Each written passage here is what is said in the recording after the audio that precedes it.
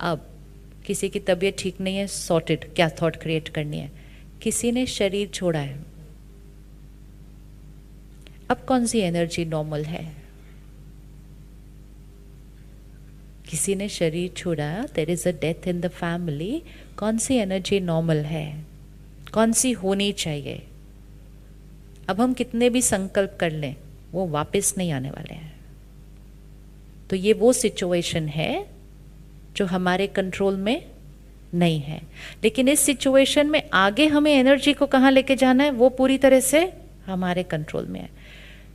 अगर अपने आप को एक सेकेंड उधर रखिएगा, अगर हम अपनी फैमिली में इस शरीर में हैं और आज हम इस शरीर से बाहर निकलते हैं और इस फैमिली को छोड़ के हम आगे कहीं चले जाते हैं, एंड वो आत्मा इस शरीर से निकलकर माँ के गर्भ में प्रवेश कर देती है, वहाँ बैठकर उस आत्मा को कौन सी थॉट्स चाहिए पीछे वाले परिवार से? फिर भी आप क्या सुनना चाहेंगे? अगर आप आगे चले गए और आप अपने पीछे के परिवार से क्या सुनना चाहेंगे? जस्ट सोचो, क्योंकि एक रियलिटी है, हम भी जाएंगे आगे एक दिन, हम भी जाएंगे आगे एक दिन। हम आगे गए, हम यहाँ एंटर कर गए, लेकिन हमें पीछे वालों की सारी बातें सुनाई दे रही हैं। क्या सुनना चाहेंगे?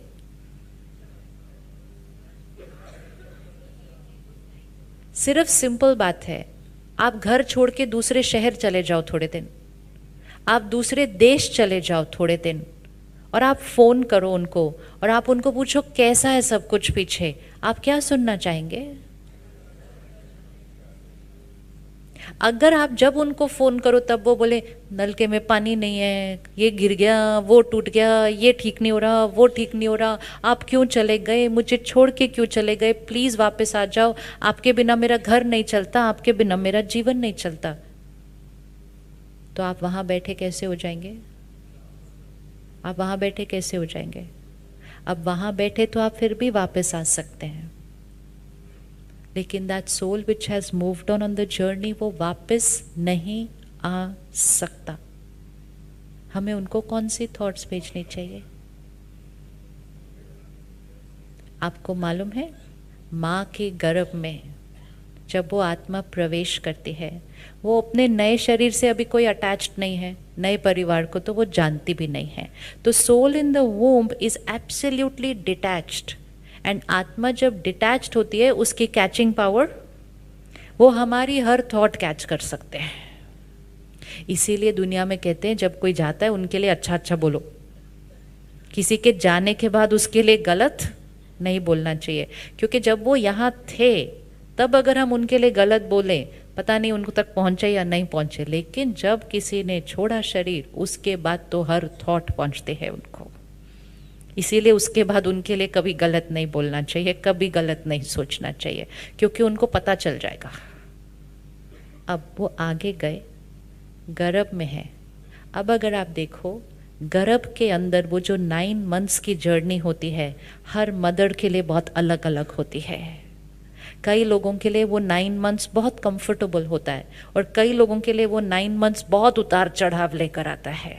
इट डिपेंड्स अ लॉट के वो एंटर कौन किया है वहाँ पे, और वो जो एंटर किया है वो कौन सी मनोस्थिति से किया है, और वो जो पीछे हैं वो कौन सी वाइब्रेशन उसको दे रहे हैं। जो पीछे हैं, अगर वो रोज रोएंगे और बोलेंगे आप क्यों चले गए, वापस आ जाओ, आप क्यों चले गए, वापस आ जाओ, आपके बिना मैं रह नहीं सकती, मैं खाना खा नहीं सकती, मैं खुश रह नहीं सकती, तो ये सोल इन द वूम्ब को क्या असर होगा? ये सोल इन द वूम्ब को क्या असर होगा? ये दुखी होगा, परेशान होगा, उदास होगा, वहां की तरफ खिंचता जाएगा। ये आत्मा गर्भ में इतनी परेशान होगी, इतनी दुखी होगी कि वो माँ खाना नहीं खा सकेगी, वो रोने लग जाएगी, उसको समझ ही नहीं आएगा मुझे क्या हो रहा है, मेरे इमोशंस इतने ऊपर नीचे क्यों हो रहे हैं।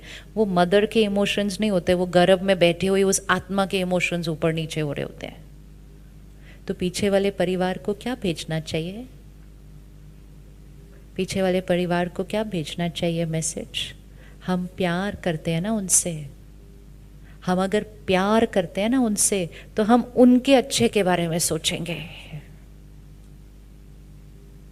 उनका वो कॉस्ट्यूम फिनिश हो गया, उनका नया कॉस्ट्यूम बहुत सुंदर बन रहा है, उनके लिए सब अच्छा हो रहा है आगे। हमारा रोल क्या है सिर्फ कि हमें उनको कौन सी एनर्जी भेजनी है।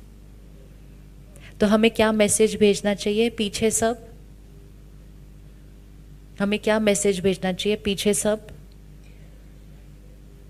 बोलिए एक बार, पीछे सब। आपको रोज एक थॉट भेजना चाहिए, हम सब बिल्कुल ठीक हैं। हम ये नहीं बोलते हम कैसे जिएंगे। सी थॉट, इसीलिए think right in every situation. हम सब बिल्कुल ठीक हैं। आपकी याद हमें हमेशा आएगी, याद तो हमेशा आएगी, लेकिन रोने वाली याद या प्यार वाली याद, दो बातों में तो फर्क है ना। पॉजिटिव एनर्जी के साथ याद या परेशान होकर याद, दो बातों में तो फर्क है ना। अब वो एनर्जी से हम पर भी असर होगा, घर में जो हमारे साथ है उनके ऊपर भी असर होगा, आत्मा जो आगे गर्भ में चली गई उसके ऊपर भी असर होगा। तो सबसे ज़्यादा स्टेबल इस सिचुएशन में होना चाहिए जब आत्मा गर्भ में एंटर कर गई वहाँ जाकर, क्योंकि वो हमारी सारी वाइब्रेशंस को क्या कर रही है, कैच कर रही है। इसीलिए उस परिस्थिति में तो सबसे ज़्यादा ज़रूरी है उस पर, क्योंकि वो एक परिस्थिति, वो एक ही परिस्थिति है सिर्फ जिसको हम कंट्रोल नहीं कर सकते, मतलब वो आत्मा वापस नहीं आ सकती है। तो ऐसी परिस्थिति जो बिल्कुल हमारे कंट्रोल में नहीं है, उसमें तो हमें स्टेबल रहना बिल्कुल इम्पोर्टेंट है। एक बहन आई थी 2-3 साल पहले के साथ, उसके साथ ऐसा हुआ। तो वो अमेरिका में रहती हैं, तो कहती एक दिन मैंने टीवी ऑन किया, प्रोग्राम देखा, तो यही एपिसोड आ रहा था कि अगर डेथ हो तो क्या सोचना है। कहती है मेरे को समझ आ गई बात कि आत्मा जो आगे जाएगी उसको दर्द तो नहीं देना चाहिए। तो मैंने उस दिन डिसाइड किया कि अगर मेरे फैमिली में कभी किसी की डेथ होगी ना, मैं तो नहीं रोने वाली और दर्द देने वाली। First time she saw episode, 4th day, 4 दिन देखा प्रोग्राम, 4th डे उसके 21 ईयर ओल्ड बच्चे की डेथ हो गई एक्सीडेंट में। वो उसने अपना अनुभव सुनाया आके माउंट आबू में। शी सेड मैंने फ़ोन उठाया, मुझे मैसेज मिला, लेकिन जैसे ही मैंने बात सुनी, मैंने फर्स्ट थॉट क्रिएट की, मैं मेरे बेटे को किसी का दर्द जाने नहीं दूंगी अभी।